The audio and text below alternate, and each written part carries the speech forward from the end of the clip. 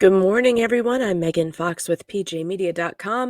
I'm feeling a little better this morning, although my voice is a little croaky still from the cold, but I think I can power through. So, what I'm going to do today is read to you the second part of the true story as written by Jessica Pressler in New York Magazine about inventing Anna Delvey. So, let's get over to that and to where I left off, which would be right about, where was it? We were on part 2, right about here. Okay, part 2. Soon it was April. Spring was poking its head through the gray New York City sidewalks, and the weather was getting warm enough to sip rosé on rooftops, one of Anna's favorite activities. Although the circle she was doing this with, Neff noticed, was smaller than it had been in the past, and mainly consisted of herself, Rachel Williams, a photo editor at Vanity Fair, and the trainer, who, although she was notably older, had taken a motherly interest in her client. I know a lot of trust fund babies, and I was impressed that Anna had something she wanted to do instead of, living like a Kardashian, said the trainer. Plus, she said, Anna seemed lonely. Neff noticed the same thing. What happened to your friends? She asked Anna after one night out. Oh, Anna said vaguely, they're all mad I left Purple. She was too busy for parties anyway, she said, what with building her business. It was true that Anna was spending a lot of time working, frowning at her inbox and huffing into the phone. She was always on the phone with lawyers, said Neff, who would sort of listen in from the concierge desk. They were always toning her down. Like, Anna, you're trying to make something that's worth this much be worth that much, and that's just not how this works. Back in December, City National had turned down her loan request, a management decision, is how Anna framed it.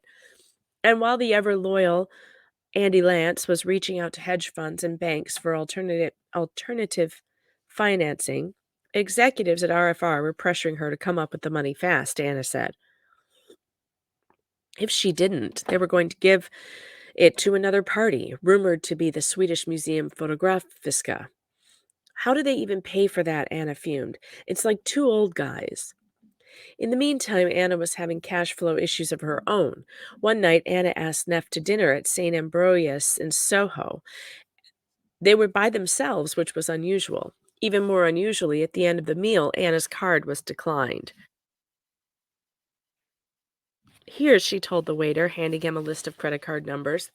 In Neff's admittedly foggy memory, they were in a small book, though it may have been the notes app on her phone. But she's clear on what happened next. The waiter went back to his station and began entering the numbers. There were like 12. I know the guy tried them all, she said. He was trying it and then shaking his head.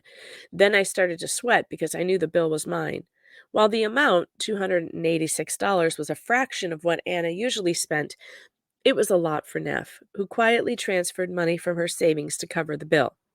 Doing so made her feel sick, but after all the money Anna had spent on her, she understood that it was her turn. Not long after, Neff's manager called and asked her to address a delicate issue. It seemed Eleven Howard didn't have a credit card on file for Anna Delvey.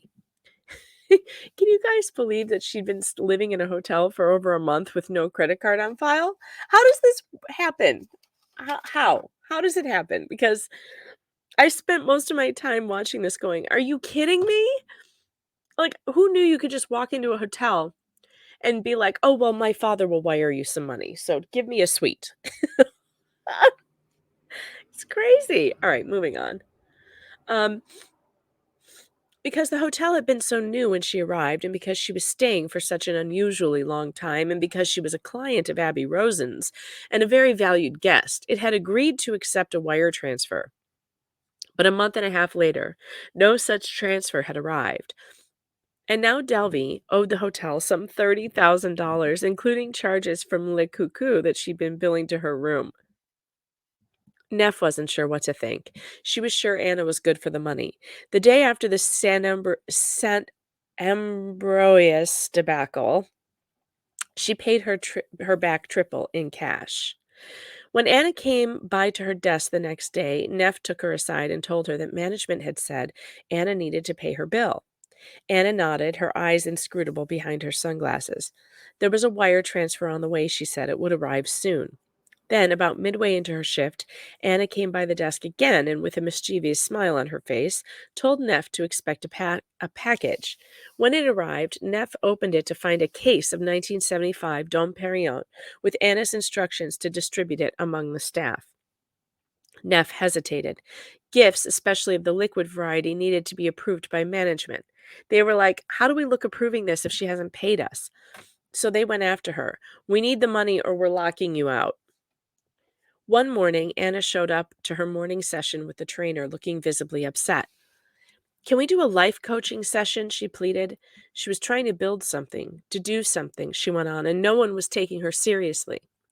"They think because I am young, they think I have all this money," she sobbed. "I told them the money would be there soon. I'm having it transferred." The trainer told her to breathe. "I feel like you're in a little over your head," she offered. "Maybe you just need a break." Then something miraculous happened. Citibank sent 11 Howard a wire transfer on behalf of Miss Anna Delvey for $30,000. Neff called Anna on her cell phone. "Where are you at?" she asked. "Across the street at Rick Owens," Anna replied. Neff checked the clock. It was her lunch break. When she came through the door of the store, Anna was holding up a T-shirt. "Look what I found," she said, beaming. "It's perfect for you." She was right. The shirt was the exact orangey red of the creepy bathroom scene in The Shining, one of Neff's favorite movies, and the signature color of the brand Neff was trying to launch, film colors. It was also $400. "I'd love to buy it for you," Anna said. A $400 T-shirt. Oh my God. Sometimes I think rich people don't deserve money when they spend it on shit like that. Mm. I don't care how much money I had. I would never buy a $400 T-shirt. That is so awful. Like, it's just so wasteful. So wasteful. That it's just it boggles the mind. A few weeks later, Anna told Neff she was going to Omaha. "I'm going to see Warren Buffett," she announced grandly. One of her bankers had gotten her on the list of Berkshire Hathaway's annual investment conference, and she decided to bring the executive from Martin Shkreli's hedge fund, who was fun and a friend of his, on the private jet she'd rented to take them there. "I'll be back," she promised Neff. But there was still a problem with her account at 11 Howard. Despite being repeatedly asked by hotel management, she still hadn't given the hotel a working credit card, and her charges continued to mount. Following through on their warning, hotel employees changed the code on the lock of Anna's room and put her things in storage. Neff texted Anna in Omaha to deliver the bad news. "How can they do that?" Anna asked indignantly, although if she was truly shocked, it didn't last long. The conference had been great, she said. The best part had happened on the very last day, when, having exhausted all the opportunities for luxury Omaha had to offer, Anna and her party had taken a cab driver's suggestion to check out the zoo. They hadn't expected much, but then while they were riding around on their golf carts, they'd stumbled on a private dinner hosted by Buffett for a slew of VIPs. Everyone was there, she said, like Bill Gates was there. For a little while, they'd watched through the glass and then slipped in and mingled among them. And here's some pictures of her, which is incredible. I mean, you want to talk about an average, plain looking girl. I don't know how she got away with it. I mean, a lot of times, good looking girls, really pretty girls can get away with a lot, but this girl is not pretty. And it's just bizarre that she got away with as much as she did. When Anna got back to 11 Howard, she made her fury known. She was going to purchase web domains and all of the managers' names, she told Neff, a trick she'd learned from Shkreli. "They're going to pay me one day." Also, she was moving out as soon as she got back from Morocco. Inspired by Khloe Kardashian, right? That's a phrase one should never say. Okay. Inspired by Khloe Kardashian, she reserved a $7,000 a night riad with a private butler in Mamounia, an opulent result in Marrakesh, and asked if Neff wanted to join herself, the trainer, Rachel Williams, and a videographer who she was hoping would make a behind-the-scenes documentary about the process of creating her arts foundation on a vacation. They'd wake up to massages, she said, and spend their days exploring the souk, lounging by the pool. Neff wanted to go badly, but there was no way the hotel would let her take off 8 days. "Just quit," Anna said airily. For a day or two, Neff considered it, but her mom told her she had a bad feeling about it. Nothing in life is free, she said. Good advice. So Neff stayed behind, morosely following her friend's journey on Instagram. I was pretty jealous, she said. As she would find out, the pictures didn't exactly tell the whole story. 2 days in, after coming down with a nasty case of food poisoning, the trainer had gone back to New York early. About a week later, the trainer got a call from Anna, who was alone at the Four Seasons in Casablanca and hysterical. There was, she sobbed, a problem with her bank. Her credit cards weren't going through, and the hotel was threatening to call the police. After calming Anna down, the trainer asked to speak to management. They were like, "She's going to be arrested," she said. The trainer was torn. On the one hand, this was not her problem. On the other, Anna was her client, her friend, and someone's daughter. Offering a prayer to the universe, the trainer gave the hotel her credit card number, and when it failed to go through, made the requisite calls to her bank. When it still failed to go through, she went the extra mile. She called a friend and had her give her credit card information. Jeez, these people. When that failed to work, the hotel conceded the problem might be on their end. Later, the trainer would recognize this as a substantial gift from the universe. At the time, she promised the hotel in Casablanca that Anna would make them whole. "Trust me," she told them. "I know she's good for it. I just spent 2 days with her in Marrakesh." When Anna came back on the phone, the trainer told her she was booking her a ticket back to New York. Anna snuffled her thanks. Then she asked for one last favor. "Can you get me first class?" she asked. A few days later, a silvery Tesla pulled up in front of 11 Howard. Neff at the concierge desk felt her cell phone buzz. "Look out the window," said a familiar German accent. The car's futuristic doors slowly raised up to reveal Anna. "I'm here to get my stuff," she said. Anna was making good on her promise to leave 11 Howard. She was moving downtown to the Beckman Hotel, she told Neff, who watched her drive away in a car that she only later realized someone must have rented to her. Moving didn't stem Anna's mounting troubles. Not only did she owe the hotel, but over in London, Mark Kramers, the designer she'd hired to do her branding work, was getting antsy. The 16,800 pound fee Anna had promised would arrive by wire almost a year before had yet to materialize, and now emails to Anna's financial advisor, Peter Henneke, were bouncing back. "Peter passed away last month," Anna replied. "Please refrain from contacting or mentioning any communication with him going forward." In retrospect, her terseness was understandable. Things were rapidly deteriorating for Anna Delvey in New York. 20 days into her stay, the Beekman Hotel, having realized it did not have a working credit card on file, and having not received the promised wire transfer for her balance of $11,518.59, locked Anna out of her room and confiscated her belongings. A subsequent 2 day stay at the W Hotel downtown ended in a similar fashion, and by July 5, Anna was effectively homeless, wandering the streets in threadbare Alexander Wang sportswear. Late one night, she made her way to the trainer's apartment and dialed her from outside. "I'm right near your building," she said. "Do you think we could talk?" The trainer hesitated. She was in the middle of a date. But there was a desperate note in Anna's voice. She made her way to her lobby, where she found Anna with tears streaming down her face. "I'm trying to do this thing," she sobbed, "and it's so hard." Maybe she should call her family, the trainer suggested. She would, Anna replied, but her parents were in Africa. "Do you mind if I crash at your place tonight?" "No," the trainer said. She had a date. "I really just don't want to be alone," Anna sniffled. "I might do something." The date hid in the bedroom while the trainer made a bed for her unexpected house guest and offered her a glass of water. "Do you have any Pellegrino?" Anna asked. There was one large bottle left. Anna ignored the 2 glasses placed on the counter and began swilling from the bottle. "I'm so tired," she yawned.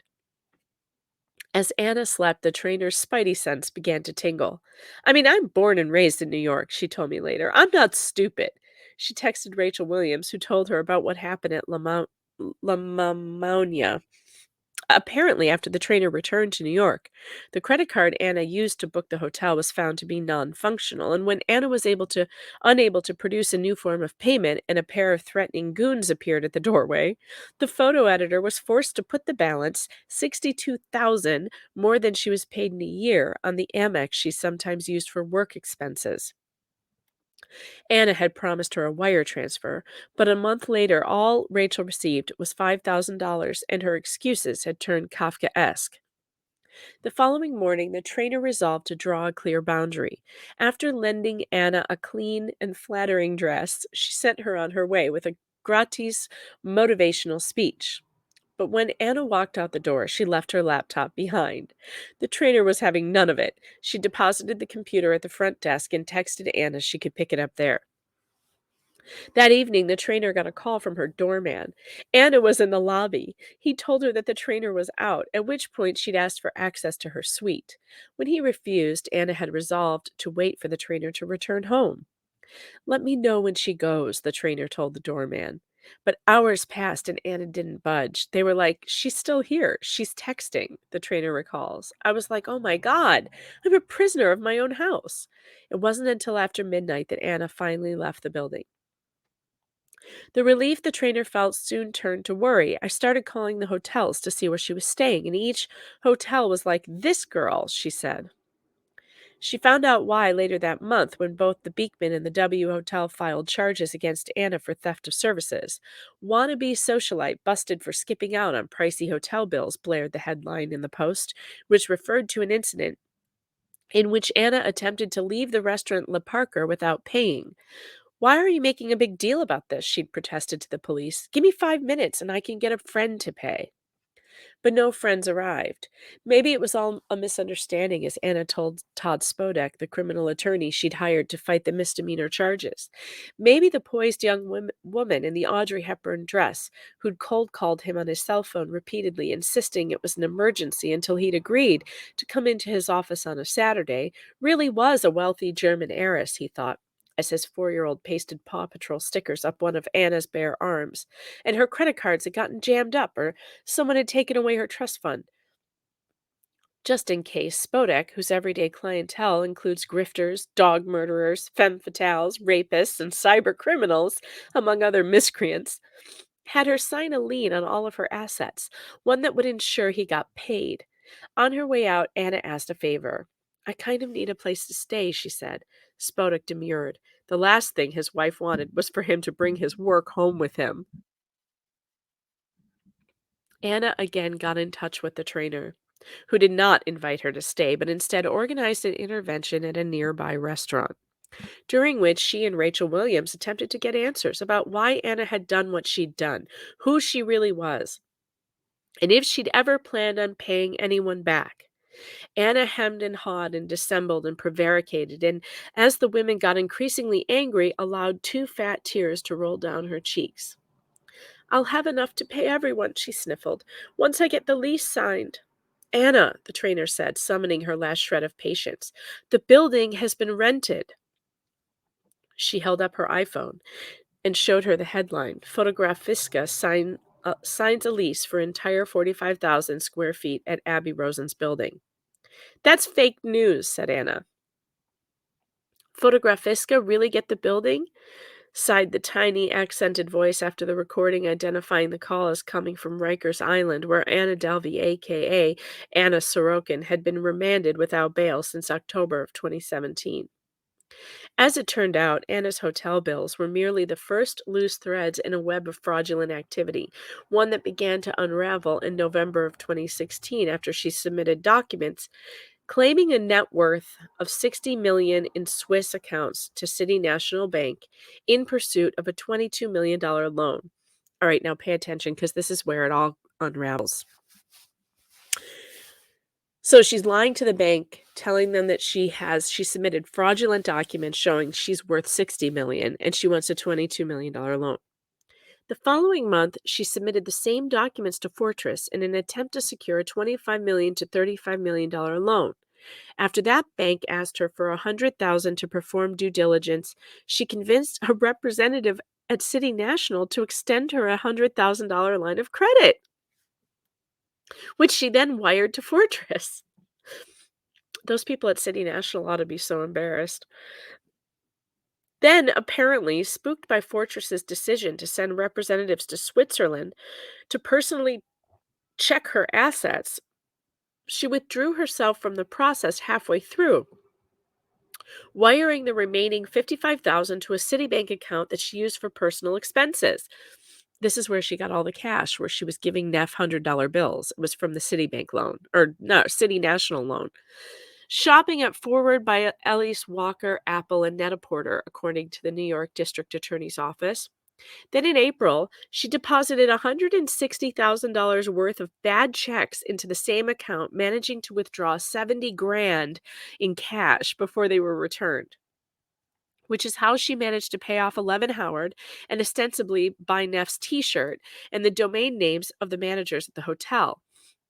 They called me down to the office. They said, "Neff, did you know about this?" And I started dying laughing. I thought it was a boss move. In May, Anna convinced the company, Blade, to charter her a $35,000 jet to Omaha by sending them a forged confirmation for a wire transfer from Deutsche Bank. It might have helped that she had the business card of the CEO, whom she'd met in passing at Soho House, but who says he didn't actually know her at all. Oh my god, all she did was show them a business card of the owner. You've gotta be kidding me. I just can't believe how easy these people are. Not wanting to leave Anna homeless after their intervention last summer, the trainer and a friend agreed to put Anna up at a hotel for one night. After having the hotel remove the minibar and giving strict instructions not to allow her any room service, she subsequently checked into the Bowery Hotel for 2 nights, sending the hotel a receipt for a wire transfer from Deutsche Bank that never came. Rachel Williams, City National, and others also received phony wire transfer receipts, which a representative of the bank identified as forged. Anna's family advisor, the late Peter Henneke, seems to have been a fictional character. His cell phone number belonged to a now defunct burner phone from a supermarket, New York found. A living Peter Henneke did not return calls for comment. Later in the summer, with her misdemeanor charges pending, Anna deposited 2 bad checks into an account at Signature Bank, netting her $8,200, which is how she managed to take what she said was a planned trip to California, where she was arrested outside of Passages in Malibu and brought back to New York to face 6 counts of grand larceny and attempted grand larceny, in addition to theft of services, according to the indictment. "I like LA," she giggled when I visited her at Rikers this past March. "LA in the winter, New York in spring and autumn, and Europe in the summer." People looked over curiously. "She's like a unicorn in there," Todd Spodek, Anna's lawyer, told me. "Everyone else is in there for, like, stabbing their baby daddy." He mentioned that his client was taking incarceration unusually in stride, and indeed, this appeared to be the case. "This place is not that bad at all, actually," Anna told me, eyes sparkling behind her Celine glasses. "People seem to think it's horrible, but I see it like this sociological experiment." She'd made friends, of course. The murderers were the most interesting to her. "There are a couple of girls who are here for financial crimes as well," she told me. "This one girl, she's been stealing other people's identities. I didn't realize it was so easy." Over the course of 3 months, I spoke to Anna over the phone and visited her several times, occasionally bringing her copies of Forbes, Fast Company, and Wall Street Journal at her request. Clad in a beige jumpsuit, her $800 highlights faded, and her $400 eyelash extensions long fallen away. She looked like a normal 27-year-old girl, which is what she is. Anna Sorokin was born in Russia in 1991 and moved to Germany in 2007 when she was 16 with her younger brother and her parents, who, after being independently tracked down by and speaking with New York, asked to remain anonymous, as news of their daughter's arrest has not yet reached the small rural community where they live. Anna attended high school in Eschweiler, a small working-class town in 60 kilometers outside Cologne, near the Belgian and Dutch border. Her classmates remember her as quiet, with an unwieldy command of German. Her father had worked as a truck driver and later as an executive at a transport company until it became insolvent in 2013, whereupon he opened a heating and cooling business specializing in energy-efficient devices. Anna's father was circumspect about the family's finances, possibly out of a not unreasonable fear of being held responsible for his daughter's debts, which it was suggested to New York multiple times are larger and more wide-ranging than officially documented. "She screwed basically everyone," said the acquaintance in Berlin who passed on the names of several individuals who were said to have had amounts large and small borrowed or stolen, but were too embarrassed to come forward. "Also paranoid. I heard she commissions these stories. I was told that more than once after I reached out to alleged victims. They're strategic leaks. In any case, according to Anna's father, until now, we have never heard of any trust fund. That said, he went on, the family did support her to an extent after Anna graduated from high school in 2011. She moved first to London, where she attended Central St. Martin's College. Then she dropped out and returned to Berlin, where she interned in the fashion department of a public relations firm before relocating to Paris, where she landed a coveted internship at Purple magazine and became Anna Delvey. Her parents, who say they do not recognize the surname, told New York, "We always paid for her accommodations, her rent, and other matters. She assured us these costs were the best investment. If ever she needed something more at one point or another, it didn't matter. The future was always bright." Anna in jail told me, "My parents had high expectations. They always trusted me with my decision making. I guess they regret it now." Over the course of our conversations, Anna never admitted any guilt, although she did say she felt bad about what happened with Rachel Williams. "I am very upset that things went that way, and I didn't mean for it to happen," she said, "but I really can't do anything about it being in here." She expressed frustration about not being able to bail herself out. If they were doubting, "Oh, she can't pay for anything, why not give me bail and see?" she challenged. "If I was such a fraud, it would be such an easy resolution. Will she bail herself out?" She was frustrated with the New York Post's characterization of her as a wannabe socialite. "I was never trying to be a socialite," she pointed out. "I had dinners, but they were work dinners. I wanted to be taken seriously." And the district attorney's portrayal of her as Anna put it, a greedy idiot who had committed a kind of harebrained Ponzi scheme in order to go shopping. "If I'd really wanted the money, I would have better and faster ways to get some," she groused. "Resilience is hard to come by, but not capital." She seemed most interested in expressing that her plans to create the Anna Delvey Foundation were real. She'd had all of those conversations and meetings and sent all of those emails and commissioned those materials because she thought it was actually going to happen. "I had what I thought was a great team around me, and I was having fun," she said. "Sure," she said, "she might have done a few things wrong, but that doesn't diminish the 100 things I did right." Maybe it could have happened. In this city, where enormous amounts of invisible money trade hands every day, where glass towers are built on paperwork promises, why not? If Abby Rosen, the son of Holocaust survivors, could come to New York and fill skyscrapers full of art, if the Kardashians could build a $1 billion empire out of literally nothing, if a movie star like Dakota Johnson could sculpt her ass so that it becomes the anchor of a major franchise, why couldn't Anna Delvey? During the course of my reporting, people kept asking, why this girl? She wasn't super hot, they pointed out, or super charming. She wasn't even very nice. How did she manage to convince an enormous amount of cool, successful people that she was something she clearly was not? Watching the Rikers guard shove Fast Company into a manila envelope, I realized what Anna had in common with the people she'd been studying in the pages of that magazine. She saw something others didn't. Anna looked at the soul of New York and recognized that if you distract people with shiny objects, with large wads of cash, with the indicia of wealth, if you show them the money, they will be virtually unable to see anything else. And the thing was, it was so easy. Money, like there's an unlimited amount of capital in the world, Anna said to me at one point. But there's a limited amount of people who are talented. So that's the end of that. And that's the story of Anna Delvey. And I thought it was pretty interesting. But I will say that um, the more I've read about this, the more I dislike Jessica Pressler, the um, the journalist who brought this story forward, because in the movie she really portrays herself. And of course, she signed the rights over, so she had a lot of say in it. And she portrays herself as like this victim whose reputation was ruined over one story that she misreported, and it's a lie. It isn't true. Jessica Pressler is extremely successful. She's had 2 movies now made, 1 miniseries and 1 movie made about stories that she has written. She is highly celebrated. Jessica Pressler is not a victim. And I hated the way Anna Chlumsky played her. I hated that whole storyline. It was all a bunch of garbage. It wasn't true. Don't believe any of it. Um, you know, Journalists love to lie.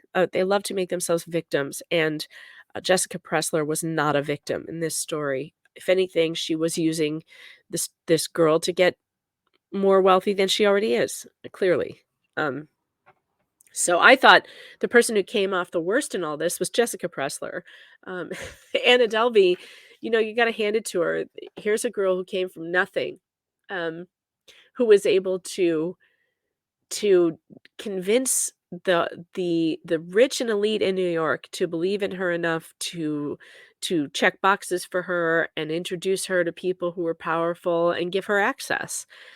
And who knows? If she had gotten that loan, maybe she would have built that foundation. And maybe it would be like the hottest spot in New York? Um, I kinda don't doubt it. I think she could have done it, but obviously it got out of control. If she had just paid her hotel bills, she probably would have got the money eventually. All right, that's it for me, for this, and I hope you enjoyed it. Don't forget to like and subscribe and hit that bell so that you get notified. Take care, everybody.